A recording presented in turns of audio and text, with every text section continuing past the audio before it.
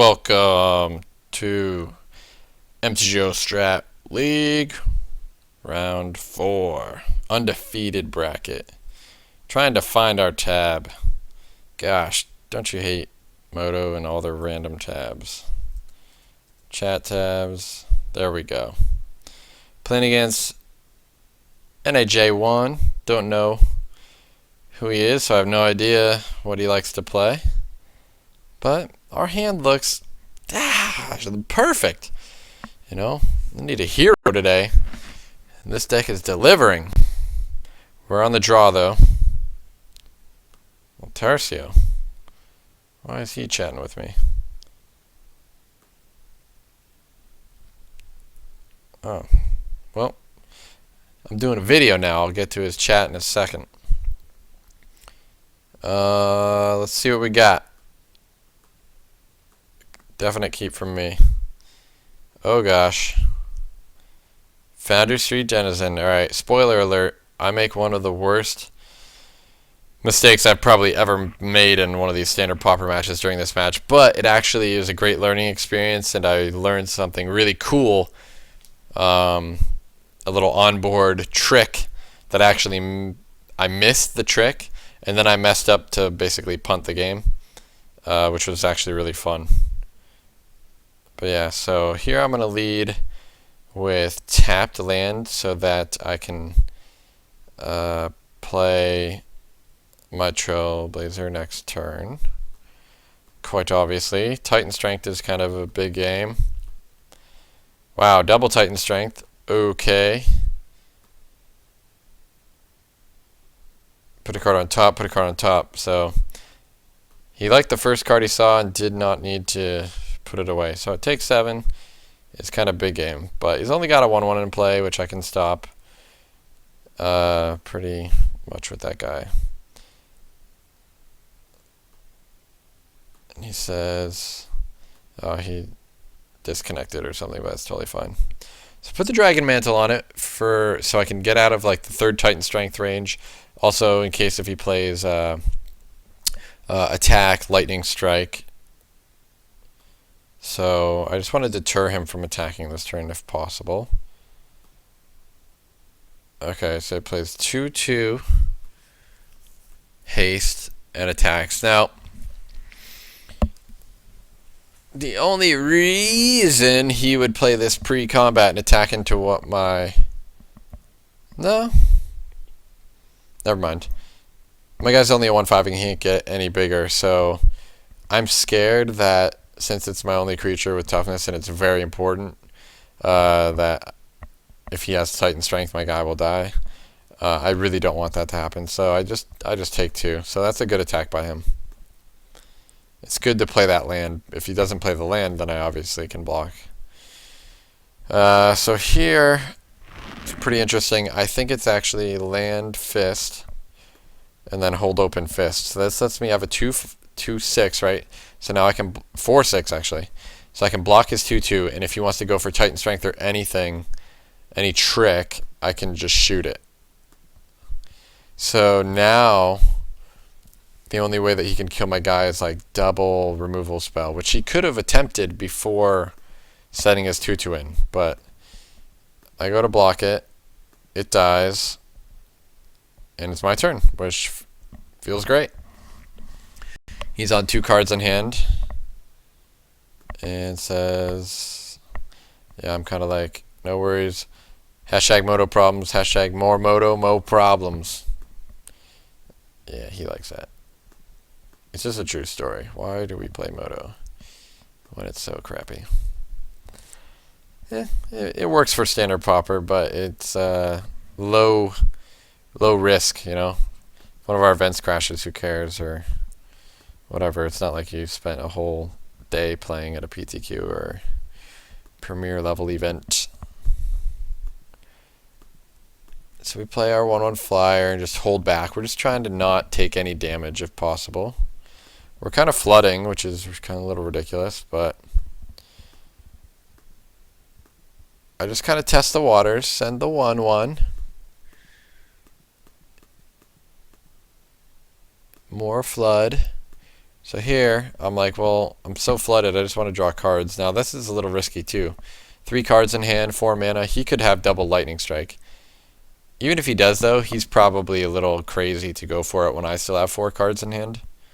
So I just want to get my guy at a, 7 toughness is good. And now we draw feet, which is perfect. So I have Dragon Mantle. So I figure I should be attacking with him and leave the other one back. Which means if he goes to kill that other guy, I can Feat of Resistance it and eat 2 spells out of him. Or use the Inferno Fist to just shock something if he goes for any creature that has haste or something like that. Now, here's the foreshadowing of my bad play later. I actually have an excuse for why I'm doing this, and I tell him afterwards. I tapped all my lands because I was going to deal 3 and leave open Feat of Resistance, but I didn't see him block. And there's a reason why I didn't see him block, is because I wasn't paying attention. I was watching the replay of the World Championships, Shahar Shenhar versus Patrick Chapin. And it was a really close match, and so I was obviously paying attention to that more than this. And so I didn't see that he blocked, and so I tapped myself out of mana. But it didn't really matter, except it does, because now I have a decision. I can Feat of Resistance my guy, but I won't have one red. If I had 1 red additional open, I could have my Inferno Fist mana open to not take any additional damage. So I'm like, alright, pro red. And what does he have? He has the 2nd Lightning Strike. That's actually pretty crazy. He could have crushed my 6 toughness Trailblazer and just went for it. But it was too risky for him, and I like his play. But here I'm tapped out when I shouldn't be, because I wasn't paying attention. So I most likely would have shocked the Foundry Street Denizen to stay at 11 and then not attack this turn in order to eat his 2/2. And just, I'm just a control deck. I'll kill him eventually. But instead, I figure, I don't know what I'm thinking here. This is also just part of my craziness of not paying attention that much. He's attacking for 3, and I'm attacking for 5, 6, 7, 8, 9, 10. And he's at 19. So I have him on a 2-turn clock, and he has me on a 3-turn clock. But he's going to be drawing 1 more spell in addition to what he has in his hand.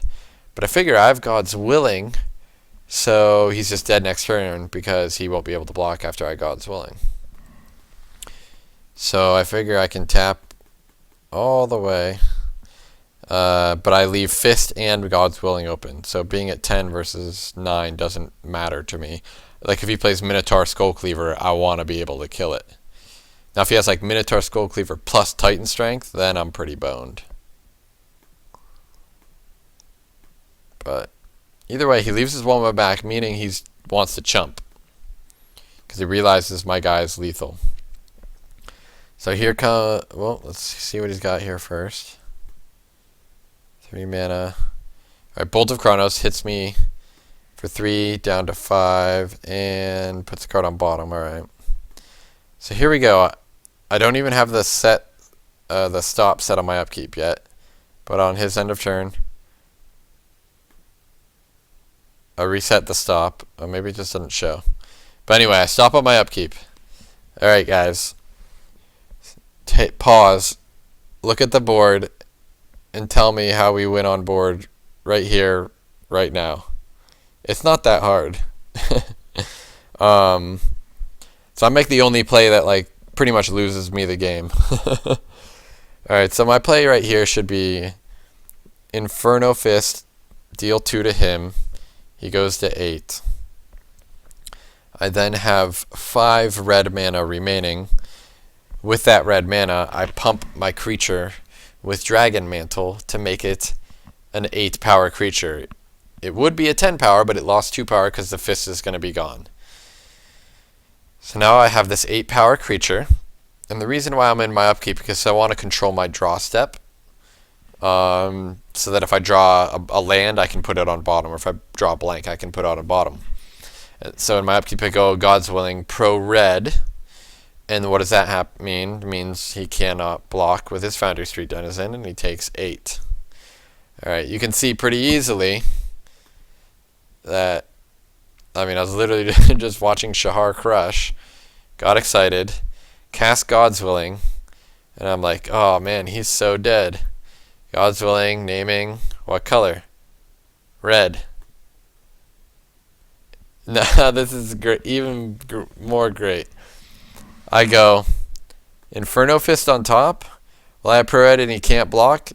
Yeah, I said, yeah, let's keep Inferno Fist on top, because we can just make our guy a 9 power and then fire off a fist. It's basically like it doesn't matter, he's already dead. Oop. Pro Red classic. Classic. So Pro Red kind of takes Dragon Mantle and Inferno Fist and bins the heck out of him. My guy's a 4/8. I can attack for 4. And that's it. Like, look, even if I had Dragon Mantle and no Inferno Fist, all I need to do is pump. I just needed to pump 6 times, right? And I'd have him for 10. But since I am a bonehead, I draw the fist, which I cannot play because my guy has Pro Red. Which means I can't even stop if he attacks with both of his guys. Like, it's just the absolute worst. Like, it's so bad that I realized that I messed up after I kept Inferno Fist on top. Like, if I would have realized it before, I could have put Inferno Fist on bottom at least. But no. Can't attack. Now, the greedy block here would be to block the 1/1 because you can block the 2/2 the next turn for guaranteed kills of both creatures. But because I'm at 5, I can't go to 3. I would die to Lightning Strike and Titan Strength. So, gotta block the 2/2. Okay, and he has the Titan Strength, so I go to 1. And he's got 1 card in hand. Am I dead? Yes, I am very dead with Bolt of Kronos. So, great way to start the match, just lose game 1 on a completely, situation that I hadn't necessarily seen before. But if I was paying attention, maybe I would have thought about it and not been an idiot. But yeah, that's a good learning experience for sure. So, mono red, some haste creatures, burn spells and pump spells. Pretty easy. Bring in the Hopeful Eidolons and the Lightning Strikes and Scouring Sands and take out some. They kind of shave things here and there. I don't like a Crone Skyguard that much against them. Also I like cutting a couple Chosen of Heliod and a couple Jeskai students. And a couple Feet of Resistance. Just kind of like shave a couple of those. Trailblazer's really good. Any removal that doesn't require me to have a creature in play is pretty good. So yeah, punished.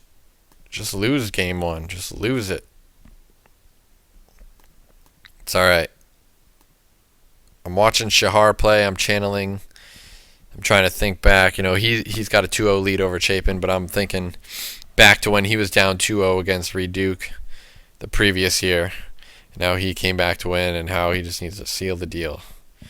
So this hand is pretty bad in that it's missing creatures, but I think it's fine because I have both my colors, and once I do draw a creature, I'm going to be fine, and double Scouring Sands really lets me slow down his attack. So he leads with perfectly into my plan of Crusader into Dragon Mantle. So he gets me for 1, but it allows me to Scouring Sands right away.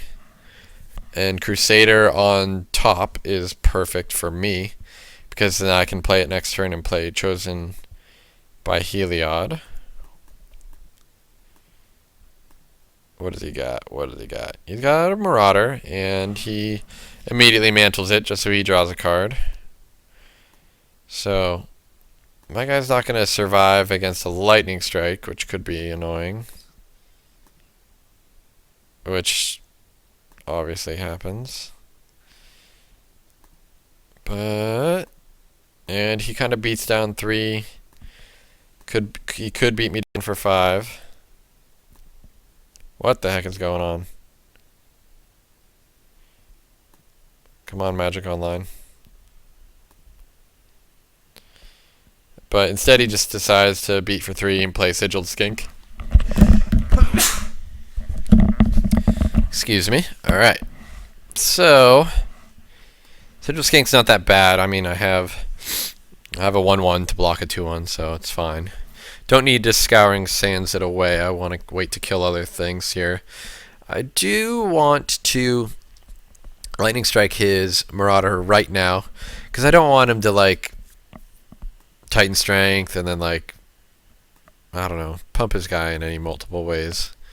But it is possible that, like, I don't know. It's, like, possible that I could wait for something and then, like, wait for him to do something else. But he doesn't need to do anything else, which is the main reason why I just chose to get rid of it and just, like, be a little safe. So bolting my guy just to try to get a stride, attack for 2 in, I think is actually worth pro-redding here because it completely blanks his attack for that turn, and it denies him a scry, which is really important for him because if he floods out, he has no chance of winning. So we're at a point now where, you know, I find a red because I have Dragon Mantle in hand, but I really just want to find a creature. And I'm scared to put any of these cantrip spells on my creature because they don't really do anything, but also my guy could just die. So this is a little scary. Dragon Mantle is always really scary when they have 1 creature left. Yeah, and then he kills my guy, so I get beat down pretty heavily here. That's pretty much the worst thing that could happen. But he did, even though he got his card back from Dragon Mantle represents a lot of power. So it is actually advisable and kind of like completely necessary. I'm just dead if I don't. I like have to Scouring Sands this guy now. Now if he has Titan Strength, I'm in a troubled spot. But he probably would have played it to deal the extra damage and not save his guy. So another Dragon Mantle is not what I need, so I put that on bottom. And again, even though it cycles, he has to play a creature, which I'm not putting Dragon Mantle on his creature. Because the creature has the ability, which means he could then activate it. So here, Evolving Wilds decision is actually very relevant. I choose Mountain. I probably should choose Plains. Because I have 3 white cards and they chain into each other more, especially if I draw a Wingsteed Rider. And I draw another Mountain, so see, that's a little bit of an awkward draw. He's just flooding out too. So yeah, so when I draw a Wingsteed Rider, my thing is he's got so many cards in hand, I can't even play it until I can hopefully protect it. But I should have searched for a white with that Evolving Wilds, so then I could play it, and then I could Chosen by Heliod, and then Defiant Strike, so that hopefully I got out of range of something. So here, I figure I should just go for it.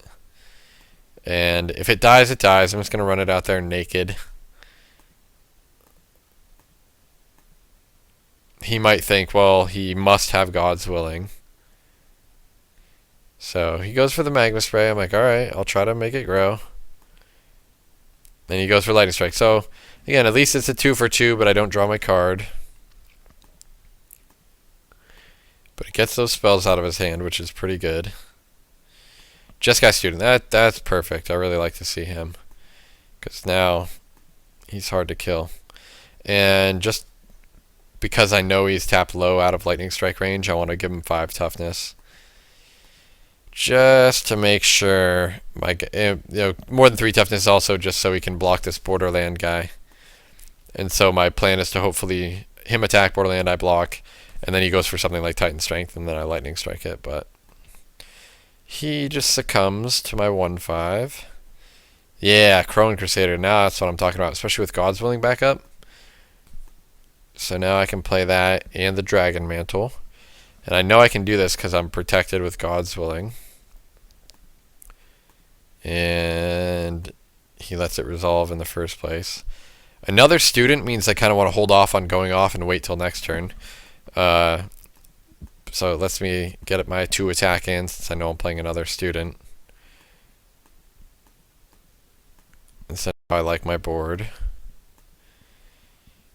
He goes for the Hammerhand. I figure Even if he has Titan Strength, he would need 2 in order to save his guy. So this is a nice little 2-for-1.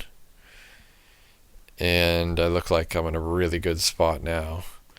I don't want to trade my 1/1 because it can make more guys and it has Dragon Mantle on it.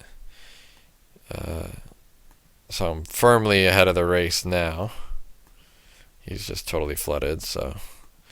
Choose my Heliod, pretty perfect again. Nice way to make another 1/1. Activate Prowess.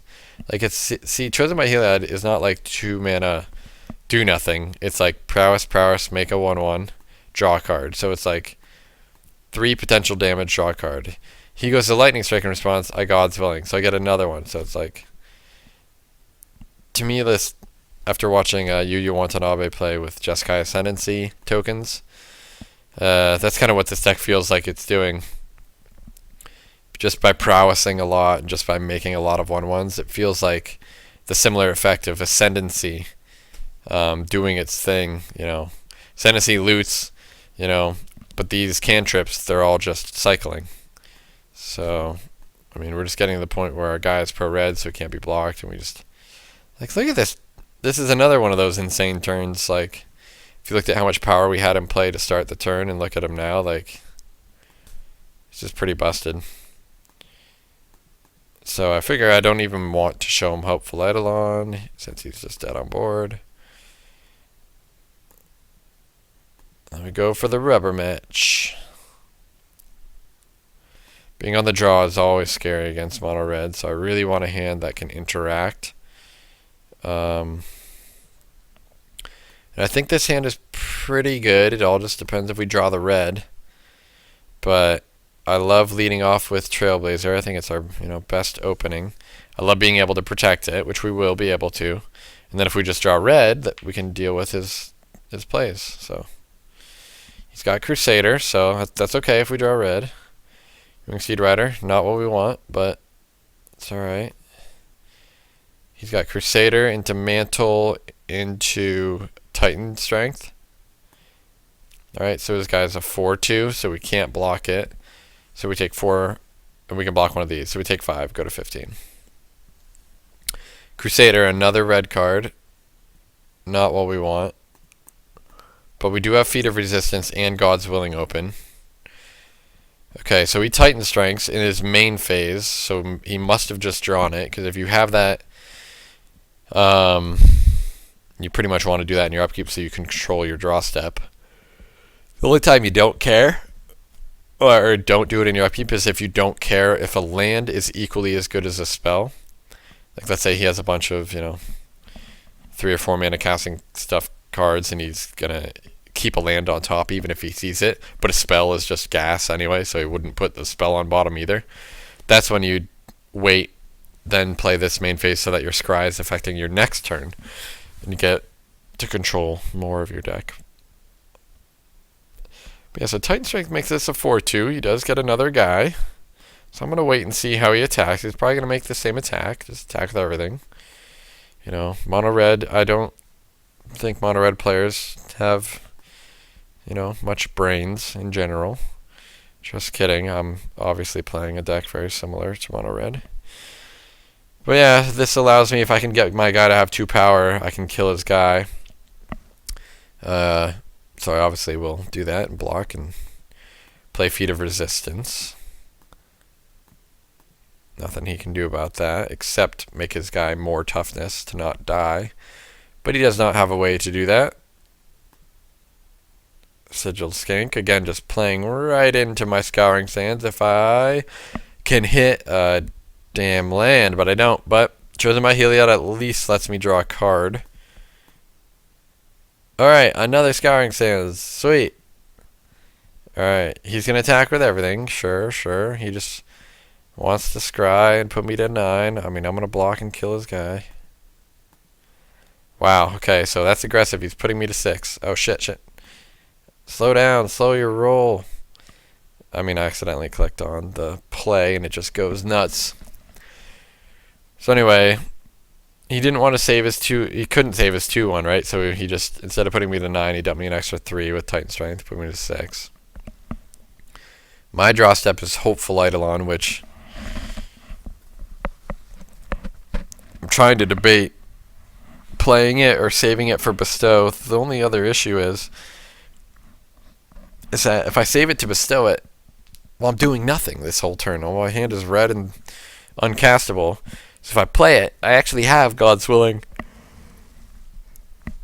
to protect it, which also means that he just might, try to kill it with like a Magma Spray, right? Because Magma Spray has no other targets, and I at least get to use this God's Willing, which lets me scry, which hopefully gets me to a red Mountaina. Alright, but anyway, end of turn, after I play Hopeful Eidolon, he domes me for 3. And he still has 1 card in hand, so I'm pretty sure that it's game. And I'm just dead, because I'm dead to Lightning Strike or Bolt of Kronos. Which he has, 7 more outs. And, he does have the Magma Spray, so I'm like, alright, I'm not dead yet. I'll pro-red my guy. So that stops him from attacking. So, if you didn't go for this Magma Spray and just attacked, I'm pretty much forced to block. And then I can't really God's Willing my guy, because then he can Magma Spray in response. So I would have just traded with a token, he would deal 1, then lose 1. So he'd kill my Hopeful Eidolon, but at least, and I'd kill a token, but at least Eidolon would be gone. So this is an interesting exchange, though. He leads with that. So now he can't attack very profitably. He could attack, but I'd gain 1 and lose 1 without losing my guy. So yeah. Alright, another interesting draw step. So I'm like, alright. I'm dead to Scouring Sands anyway, so. And I can't attack because he just played a 1-2, so. He could attack with everything and I'd go to, I'd gain 2, but. I'm dead to anything. Alright, another creature. Totally fine. He's hellbent. Alright, God's Willing again. Interesting. So here. Interesting. I probably should have God's Willing one of my Hopeful Eidolons and then attacked. Just to go to 4, but then I have to block 2 guys, take 3. No, I guess I'm right. I guess I just have to fade more of these direct burn spells, which I do. Now, I guess I end of turn God's Willing here because it makes this guy bigger.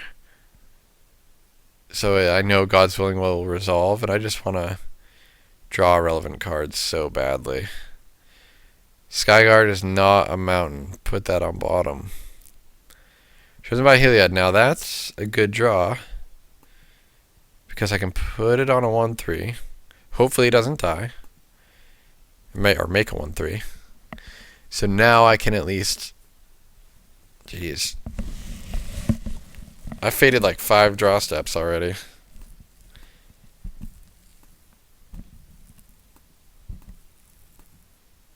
There's my mountain. So now is my turn to shine. So by leading with Scouring Sands and showing Defiant Strike, I think Defiant Strike is very good because I can put it on my Hopeful Eidolon and gain even more life. With these 1-2s having 1 damage on them, it actually lets my Hopeful Eidolons attack. Or at least my 1-3 attack. I probably just attack for my 1-3, which means I don't die to a 3 damage burn spell. Since I want to be able to block both, I don't want to let him get in for 3.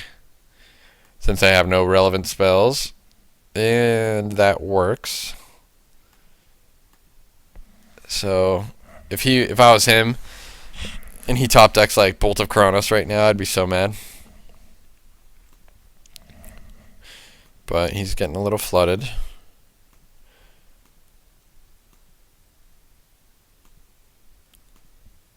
Defiant Strike. Alright, so I already knew that. I had that.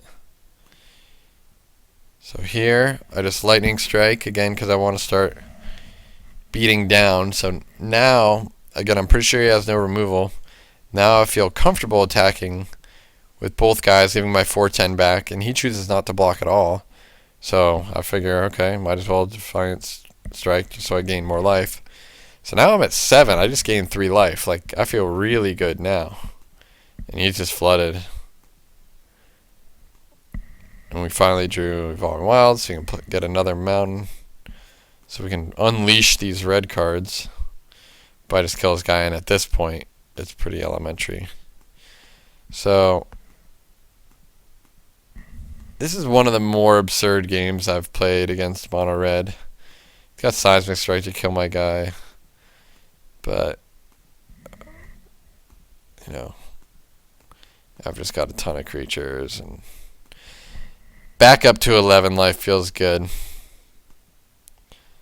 Is that clock accurate? I have no idea. So that clock can't be accurate unless my short-term memory is failing me. That was, I think, game 2, because I lost game 1 based off my horrible misplay. Let's see.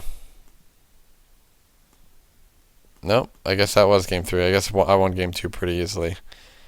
Yeah, my short-term memory's been brutal to me lately, but that was actually a really, yeah, that was a crazy way to win the match. Yeah, this game is unreal. And it's interesting to see how this card performed compared to Setessan Battle Priest. I still think Hopeful Eidolon's probably a little bit better. But the Battle Priest, you can gain life with your heroic triggers, but you need more heroic triggers off of it. Maybe Divine Favor would be pretty good too, but I like Hopeful Eidolon. It just lets you gain like huge chunks of life. Like, imagine I didn't have land problems and I put Hopeful Eidolon on this Lagana Band Trailblazer. Like, I just never can lose that game. Right?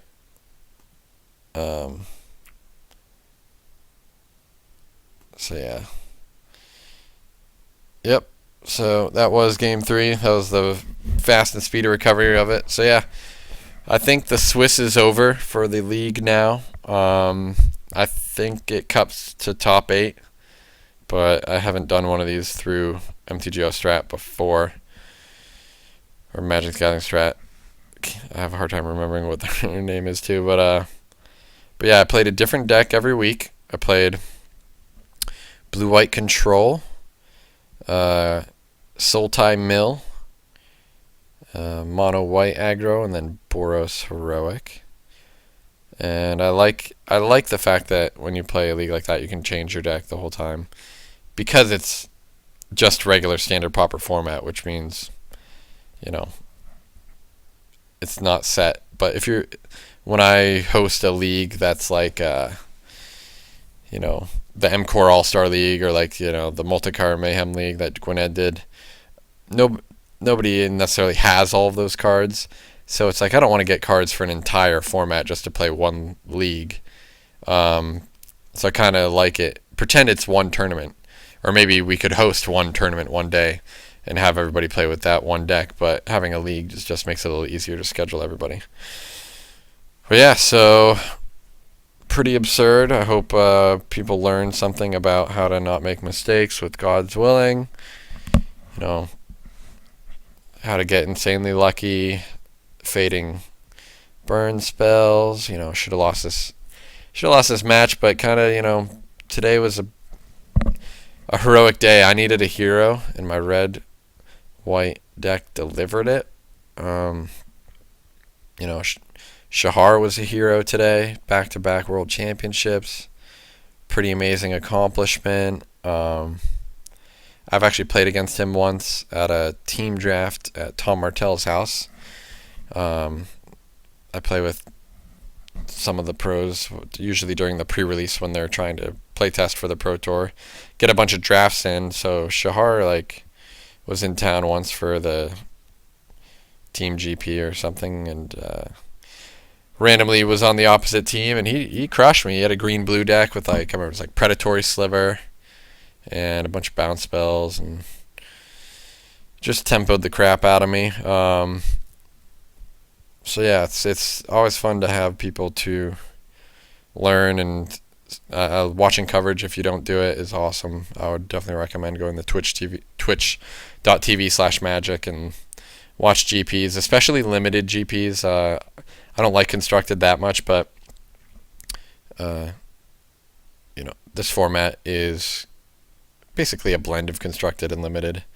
It feels like just like better than team sealed limited decks, and it's fun to brew and fun to watch and fun to learn.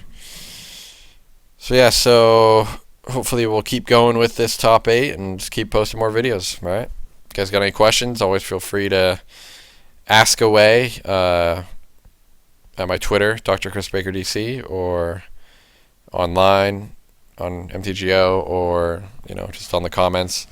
YouTube videos are on my blog at thedraftbrewery.wordpress.com. All right, thanks for watching, guys.